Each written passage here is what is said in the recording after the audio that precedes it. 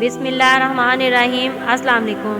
آج میں آپ کو حضرت عبداللہ بن عباس رضی اللہ تعالیٰ عنہ کا ایک واقعہ سناتی ہوں۔ ایک جلیل القدر صحابی رسول اللہ صلی اللہ علیہ وآلہ وسلم کے چچا زاد بھائی، علم و دین کے بحر و پیکر، تقویٰ و طہارت کے پیکر، دن کو روزہ اور رات کو عبادت گزار، بوقت سحر مغفرت کے طلبگار، خشیت الہی سے یوں زار و قطار ہونے والے کہ آنسوؤں کی جھڑی لگ جاتی، یہ ہیں امت محمدیہ صلی اللہ علیہ وآلہ وسلم میں کتاب الہی کے رموز و اسرار کا سب سے زیادہ ادراک رکھنے والے اور مفسر قرآن حضرت عبداللہ بن عباس رضی اللہ تعالیٰ عنہ۔ حضرت عبداللہ بن عباس رضی اللہ تعالیٰ عنہ ہجرت سے 3 سال پہلے پیدا ہوئے۔ جب رسول اللہ صلی اللہ علیہ وآلہ وسلم کا وصال ہوا تو اس وقت ان کی عمر صرف 13 برس تھی۔ اتنی چھوٹی سی عمر میں 1660 احادیث زبانی یاد تھی، جنہیں امام بخاری اور امام مسلم نے اپنی کتابوں میں نقل کیا ہے۔ جب یہ پیدا ہوا تو والدہ ماجدہ گود میں لے کر رسول اللہ صلی اللہ علیہ وآلہ وسلم کی خدمت میں حاضر ہوئیں۔ آپ نے اپنے لباب دہن سے گھٹی دی۔ اس طرح ان کے پیٹ میں سب سے پہلے جو چیز اتری وہ رسول اللہ صلی اللہ علیہ وآلہ وسلم کا لعاب مبارک تھا، اور اس کے ساتھ ہی تقویٰ و طہارت، حکمت و دانش، فصاحت و بلاغت جیسے اوصاف حمیدہ ان کے رگ و ریشے میں رچ بس گئے۔ اللہ تعالیٰ کا یہ فرمان باحق ہے، جس کو حکمت و دانش عطا کی گئی ہو اسے خیر و کثیر سے نوازا گیا۔ ابھی اس ہاشمی نونہال نے ہوش سنبھالا ہی تھا کہ رسول اللہ صلی اللہ علیہ وآلہ وسلم کی خدمت کے لیے انہیں وقف کر دیا گیا۔ سفر و حضر میں آپ کے ساتھ رہتے، جب آپ وضو کا ارادہ کرتے تو فوراً پانی لے کر خدمت اقدس میں حاضر ہوتے، جب آپ نماز شروع کرتے تو یہ بھی آپ کے پہلو میں ہاتھ باندھ کر کھڑے ہو جاتے۔ دوران سفر کئی مرتبہ انہیں رسول اللہ صلی اللہ علیہ وآلہ وسلم کے پیچھے سواری پر بیٹھنے کا شرف حاصل ہوا، غرض کہ ہر دم آپ کی خدمت کے لیے کمر بستہ رہتے۔ انہیں اللہ سبحانہ تعالیٰ نے حساس دل، پاکیزہ ذہن اور قوی حافظہ عطا کیا تھا۔ عصر حاضر کے جدید ترین ریکارڈنگ کے آلات میں بھی اس کا مقابلہ نہیں کر سکتے۔ حضرت عبداللہ بن عباس رضی اللہ تعالیٰ عنہ اپنے متعلق بیان کرتے ہیں کہ ایک مرتبہ رسول اللہ صلی اللہ علیہ وآلہ وسلم نے وضو کا ارادہ کیا تو میں نے فوراً آپ کی خدمت میں پانی پیش کر دیا۔ آپ میری خدمت گزاری پر بہت خوش ہوئے۔ جب آپ نماز ادا کرنے کے لیے کھڑے ہوئے تو مجھے بھی اپنے ساتھ نماز پڑھنے کا اشارہ کیا۔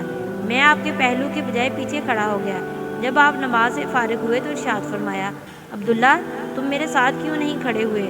میں نے عرض کی، حضور آپ کی عزت و احترام اور عظمت و جلال کی بنا پر آپ کے پہلو میں کھڑا ہونے کی تاب نہ لا سکا۔ آپ نے میری یہ بات سن کر آسمان کی طرف اپنے ہاتھ بلند کیے اور دعا کی، الہی عبداللہ کو حکمت و دانائی عطا فرما۔ اللہ سبحانہ تعالیٰ نے اپنے نبی صلی اللہ علیہ وآلہ وسلم کی دعا کو شرف قبولیت بخشا اور اس ہاشمی نوجوان کو ایسی حکمت و دانش عطا فرمائی جس کی بنا پر آپ بڑے بڑے حکماء اور دانشوروں پر فوقیت حاصل کر گئے۔ ہر قاری کے دل میں یہ خیال ضرور پیدا ہوتا کہ کوئی ایسا واقعہ معلوم ہو جو حضرت عبداللہ بن عباس رضی اللہ تعالیٰ عنہ کی حکمت و دانش کا ثبوت بہم پہنچاتا ہو۔ تو لیجئے ایک دلچسپ واقعہ سناتے ہیں۔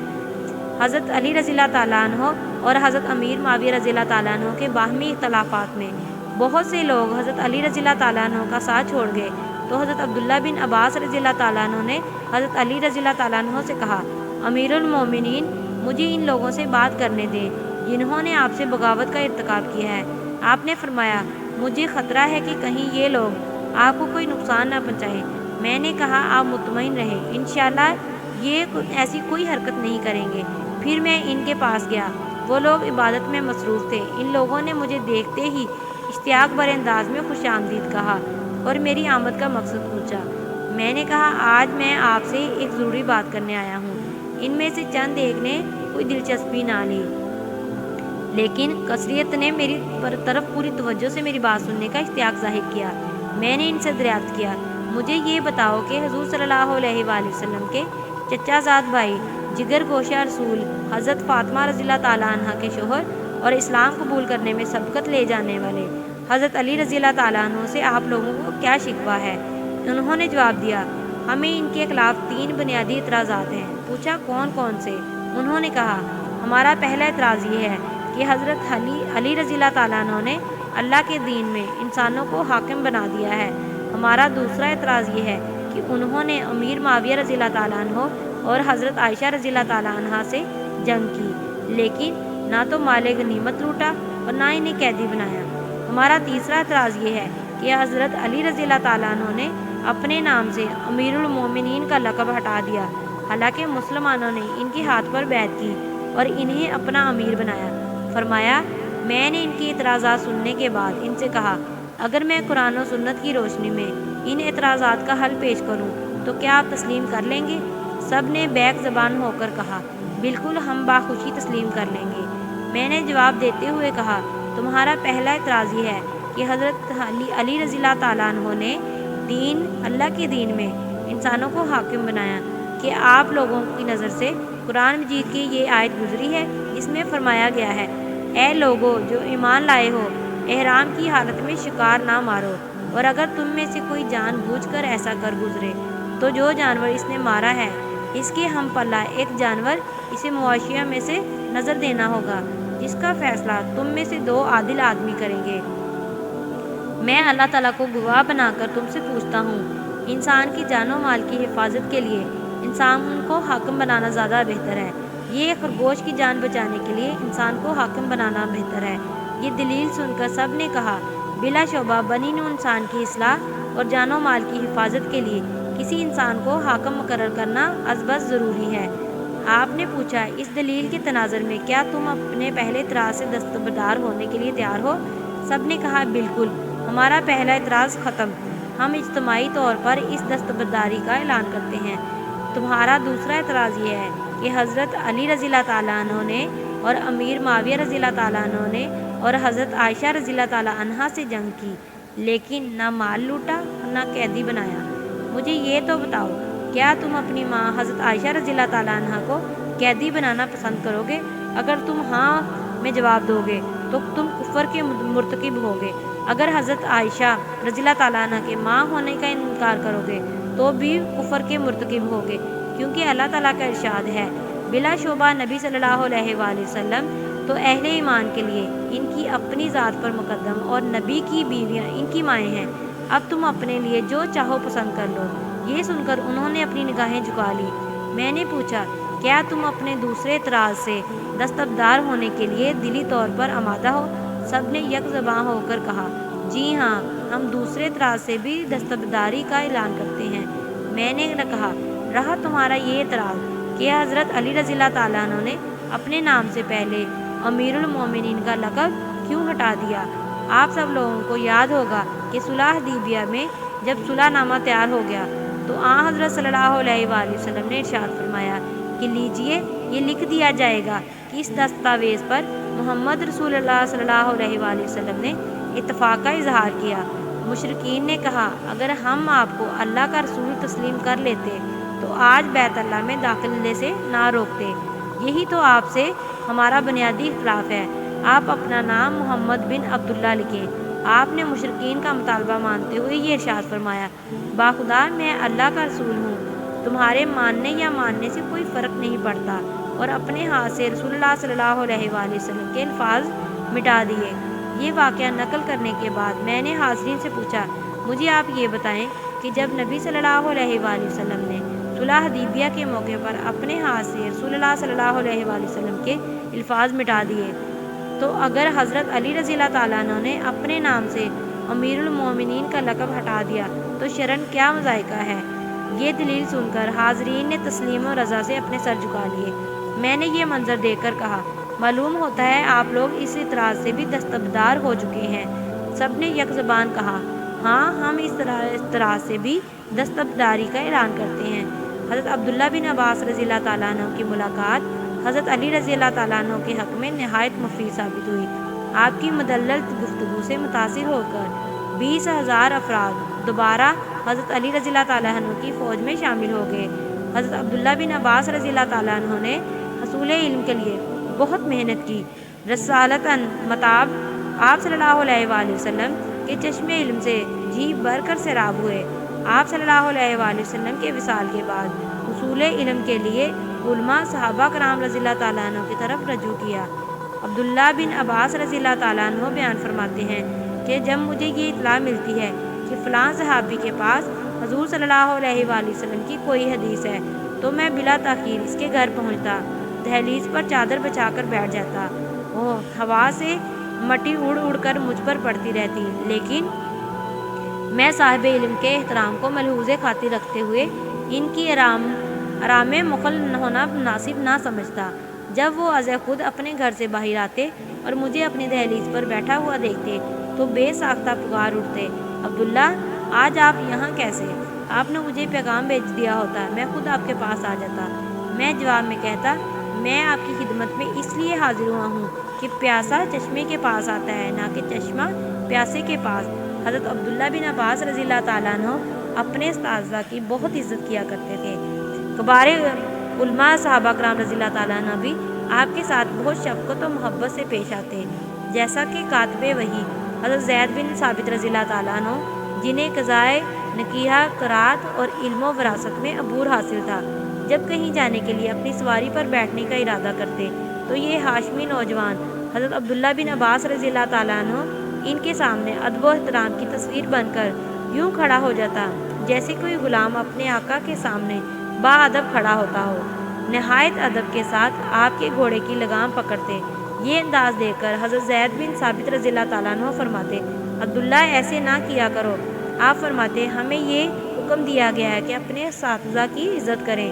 یہ سن کر حضرت زید بن ثابت رضی اللہ تعالیٰ عنہ نے فرمایا، ذرا اپنا ہاتھ تو مجھے دکھائیں۔ آپ نے اپنا ہاتھ ان کی طرف بڑھایا تو حضرت زید رضی اللہ تعالیٰ عنہ نے اسے چوم لیا اور ارشاد فرمایا کہ ہمیں یہی حکم دیا گیا ہے کہ اہل بیت کے ساتھ حسن سلوک سے پیش آئیں اور محبت کریں۔ حضرت عبداللہ بن عباس رضی اللہ تعالیٰ عنہ میدان علم کے ایسے بلند مقام پر فائز ہوئے جسے دیکھ کر کبار علماء صحابہ کرام رضی اللہ تعالیٰ عنہ ششدر رہ گئے۔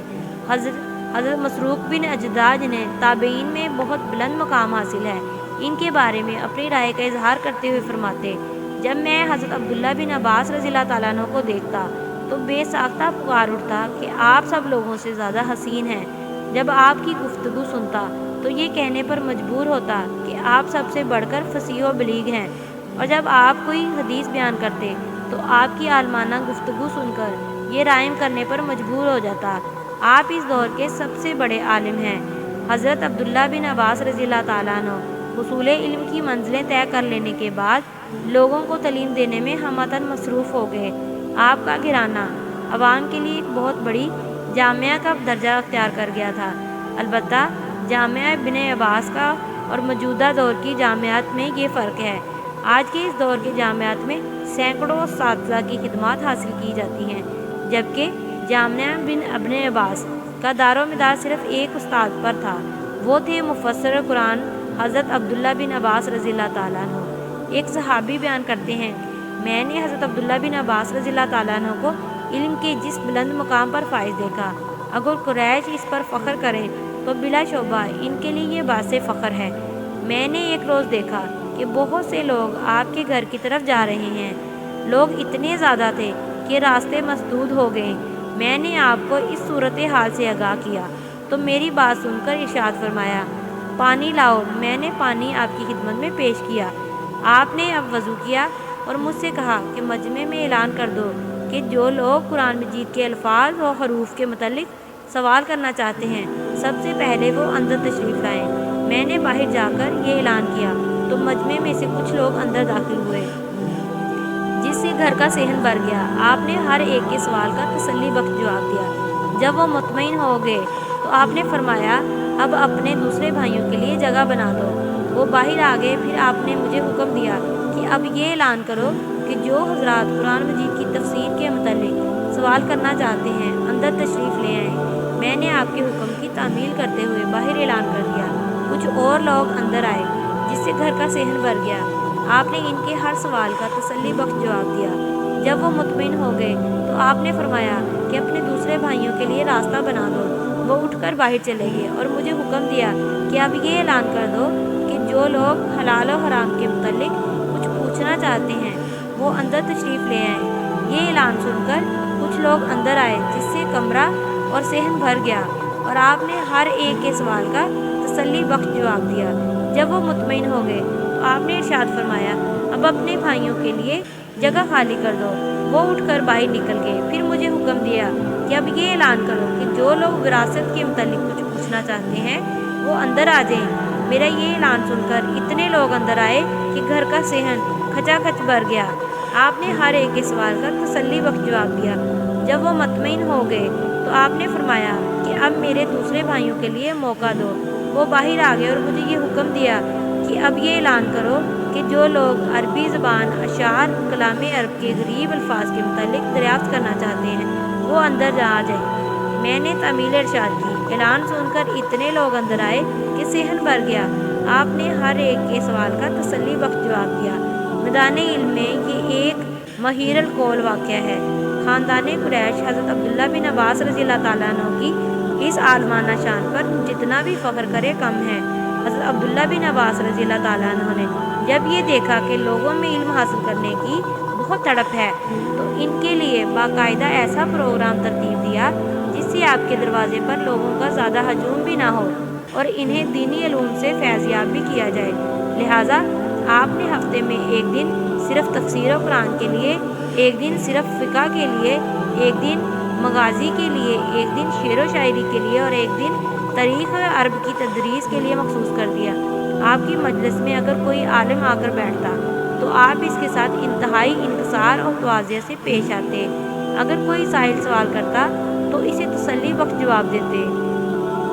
حضرت عبداللہ بن عباس رضی اللہ تعالیٰ عنہ کو اپنی عالمانہ حیثیت اور بے شمار خوبیوں کی بنا پر باوجود اپنی چھوٹی عمر کے خلفائے راشدین کا مشیر خاص ہونے کا شرف حاصل تھا۔ حضرت فاروق اعظم رضی اللہ تعالیٰ عنہ کو اگر کوئی مشکل مسئلہ پیش آتا تو آپ اسے حل کرنے کے لیے جہاں کبار صحابہ کرام رضی اللہ تعالیٰ عنہ کو مدعو کرتے وہاں ان کے ساتھ حضرت عبداللہ بن عباس رضی اللہ تعالیٰ عنہ کو بھی دعوت دیتے۔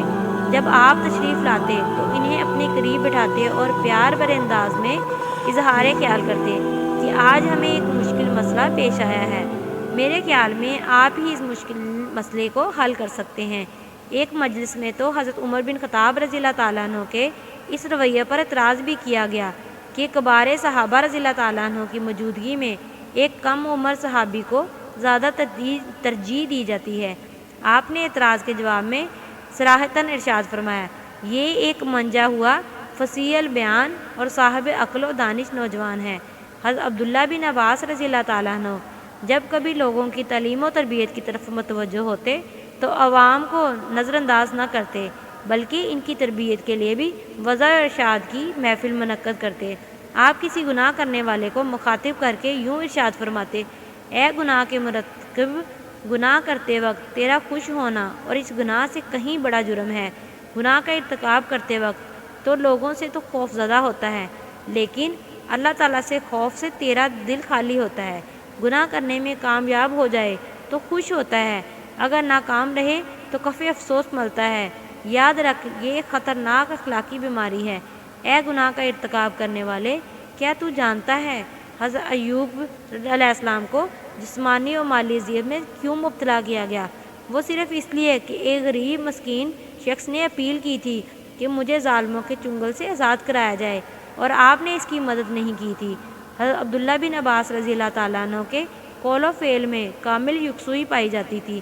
جو کہتے اس کے مطابق ان کا عمل بھی ہوتا، لوگوں کو منکرات سے روکتے اور خود منکرات سے اجتناب کرتے، اکثر و بیشتر دن کو روزہ رکھتے اور رات کو عبادت میں مصروف رہتے۔ حضرت عبداللہ بن ابی ملکیہ بیان کرتے ہیں، ایک دفعہ مجھے حضرت عبداللہ بن عباس رضی اللہ تعالیٰ عنہ کے ہمراہ مکہ معظمہ سے مدینہ منورہ تک سفر کرنے کا اتفاق ہوا۔ جب ہم کسی جگہ پڑاؤ کرتے تو آپ آدھی رات تک عبادت میں مشغول رہتے، جبکہ دوسرے ہم سفر تھکاوٹ سے چور ہو کر نیند کی آغوش میں محو استراحت ہوتے۔ میں نے ایک رات دیکھا کہ آپ بار بار یہ آیت پڑھ رہے ہیں اور زارو قطار رو رہے ہیں، وہ موت کی جاکنی حق، لیکن آپ پہنچی یہ وہی چیز ہے جس سے تو بھاگتا ہے۔ آپ اس رات مسلسل یہی آیت طلوع فجر تک پڑھتے رہے۔ حضرت عبداللہ بن عباس رضی اللہ تعالیٰ عنہ علم و تقوی کے معیار پر پورے اترنے کے ساتھ حسن و جمال کے پیکر تھے۔ خشیت الہی سے رات بھر روتے رہتے۔ آپ کے صاف و شفاف رخساروں پر لگاتار آنسو اس طرح بہتے جیسے موتیوں کی لڑی ہو۔ بلا شبہ حضرت عبداللہ بن عباس رضی اللہ تعالیٰ عنہ علم و تقوی کے اعلیٰ و عرفہ مقام پر فائز تھے۔ ایک دفعہ حضرت معاویہ رضی اللہ تعالیٰ عنہ حج کے لیے تشریف لائے اور اتفاقاً اس سال حضرت عبداللہ بن عباس رضی اللہ تعالیٰ عنہ بھی حج کے لیے تشریف لے گئے تھے، حالانکہ حضرت معاویہ رضی اللہ تعالیٰ عنہ خلیفہ وقت تھے، آپ کی ہمراہ حکومت کے کارندے بھی تھے، لیکن عوام کا ہجوم حضرت عبداللہ بن عباس رضی اللہ تعالیٰ عنہ کے ارد گرد ہوتا۔ یہ شان و عظمت آپ کو علمی مقام کی وجہ سے حاصل ہوئی۔ حضرت عبداللہ بن عباس رضی اللہ تعالیٰ عنہ عمر بھر لوگوں کو علم و دانش اور تقوی طہارت کا درس دیتے رہے، یہاں تک کہ آپ اللہ کو پیارے ہو گئے۔ وصال کے وقت آپ کی عمر 71 برس تھی۔ حضرت محمد بن حنفیہ نے آپ کی نماز جنازہ پڑھائی، جس میں جلیل القدر صحابہ کرام اور تابعین اعظام نے شرکت کی۔ جب آپ کو لحد میں اتارا جا رہا تھا تو غیب سے آواز آ رہی تھی، جزاک اللہ۔